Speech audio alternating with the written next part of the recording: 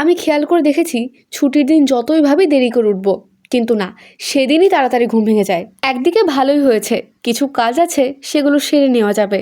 ব্রাশটা হাতে নিয়ে বাইরে বেরিয়ে দেখছি যে মা বেশ কয়েকটা লঙ্কার দানা টবের মধ্যে ফেলেছে। মাটিটা একটু শুকিয়ে গেছে, তাই ভাবলাম জল দিয়ে দিই। এই দেখো, দানা থেকে চারা গাছও বেরিয়েছে। শীতকাল এলে প্রতি বছর আমি কিছু না কিছু গাছ লাগাই, তবে এবছর তাতে পড়েছে। নতুন গাছ লাগানো তো দূরের কথা, যে কটা গাছ আমার কাছে রয়েছে আমি সেগুলোই পরিচর্যা করতে পারছি না। তবে বিনা পরিচর্যায় কিন্তু এই অ্যালোভেরা গাছগুলো দিব্যি বেড়ে চলেছে। তবে এদেরও এবার একটু দেখাশোনা করতে হবে। শীতের সকালের এই মিষ্টি রোদটা কার না ভালো লাগে বলো? অন্যান্য দিন তো অফিস চলে যাই, তাই এটার আর মজা নিতে পারি না। আজকে সুযোগ পেয়েই ছাদে চলে এসেছি।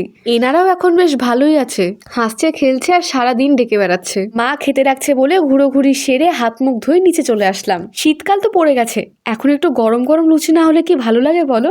আজকে লুচির সঙ্গে ছিল ঘুগনি। খাওয়া দাওয়া করে হালকা রেস্ট নিয়ে চট করে স্নানটা সেরে নিলাম। অনেকদিন পর একটুখানি ঘুরতে বেরোচ্ছি, একটু সাজুগুজু না করলে হয়? এই কানেরটার কথা মনে আছে? হাতি কানের, যেটা মেলা থেকে কিনেছিলাম।